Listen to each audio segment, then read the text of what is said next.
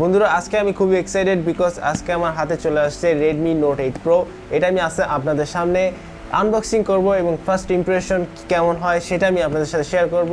আজকে আমি আছি আকিব, চলুন শুরু করি।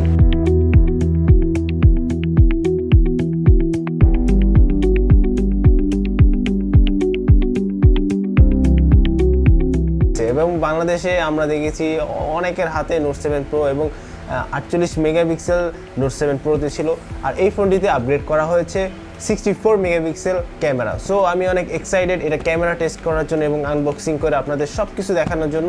তো চলুন শুরু করি। তো প্রথমত খালি বক্স, দেন হচ্ছে এই সাদা একটা কেস, এখানে দেখাচ্ছি এই সাদা কেস। এটা হচ্ছে এটার মধ্যে কি কি আছে দেখিনি। সিম ইজেক্টর, আর হচ্ছে একটা কেস আর সাম পেপারস আই থিঙ্ক। তো আমরা এখানে সিলিকন কেসটা রাখি, বাকিগুলো একটু সরাই ফেলি।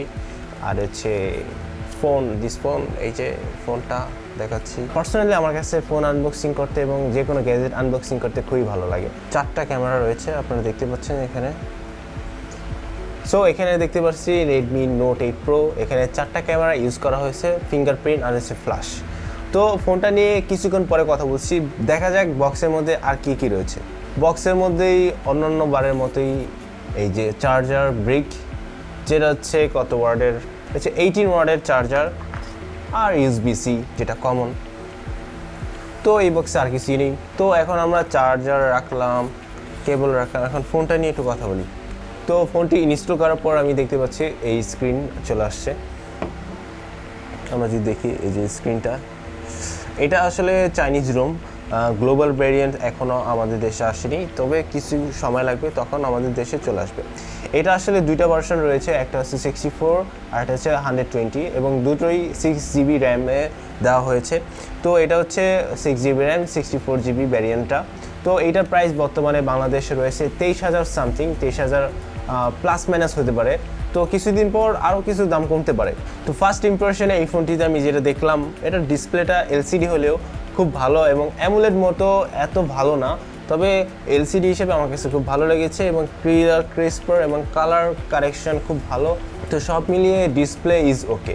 তবে অ্যামোলেডের কাছে এই ডিসপ্লে আসলে কিছুই না। অ্যামোলেড ডিসপ্লের কোয়ালিটি এবং ওয়াইড অ্যাঙ্গেল, কালার সব কিছুই আলাদা। তো এই ক্ষেত্রে এটা অত খারাপ না। এতে ইউজ করা হয়েছে 6.5 ইঞ্চি ডিসপ্লে। Note 7 Pro তে ইউজ করা হয়েছে 6.3 ইঞ্চি ডিসপ্লে। এই ডিসপ্লেতে 0.2 বাড়ানো হয়েছে। আর এই ফোনটিতে ইউজ করা হয়েছে মিডিয়াটেক। তো শুনতে খারাপ লাগলেও এই ফোনটিতে ইউজ করা যাবে না গুগলের ক্যামেরা। মিডিয়াটেক সাপোর্ট প্রসেসরটি হচ্ছে 12 ন্যানোমিটারের তৈরি। ক্যামেরার দিক থেকে আমরা দেখেছি বিশাল একটা আপগ্রেড করা হয়েছে, 64 মেগাপিক্সেল ক্যামেরা এখন আপনারা পেয়ে যাবেন। সাথে থাকছে wide angle, ultra wide angle, এবং আরেকটা হচ্ছে ডেপথ সেন্সর। Note 7 Pro থেকে 500 mAh বেশি ব্যাটারি লাইফ পাওয়া যাবে এই ফোনটিতে। তো আমি আশা করি এই ফোনটি একটা ডিসেন্ট ব্যাটারি লাইফ দেবে এবং আপনার সারাদিন অনায়াসে চলে যাবে আমার কাছে মনে হচ্ছে। ফুল রিভিউ করবো এই চ্যানেলে আসবে, ফুল রিভিউটি দেখতে এই চ্যানেলের সাথেই থাকুন। অনেকগুলো ভিডিও আসবে, এইটার ক্যামেরা টেস্ট আসবে এবং Note 7 Proর সাথে একটা কম্প্যারিজনের একটা ভিডিও আসবে। আরও এক্সাইটেড অনেক কিছু আসতে পারে। তো অবশ্যই আমাদের চ্যানেলটি সাবস্ক্রাইব করে রাখবেন। তো ভালো থাকুন, সুস্থ থাকুন, দেখা হচ্ছে নেক্সট ভিডিওতে। আর এরকম যদি আনবক্সিং দেখতে চান তাহলে আমাদের কমেন্টে জানান। আনবক্সিং আর হচ্ছে কিছু ইন্টারেস্টিং আপনাদের সামনে নিয়ে আসবো, কিছু ইউনিক জিনিস আপনাদের সামনে নিয়ে আসার চেষ্টা করবো। এই পর্যন্ত ভালো থাকুন, সুস্থ থাকুন, দেখা হচ্ছে নেক্সট ভিডিও।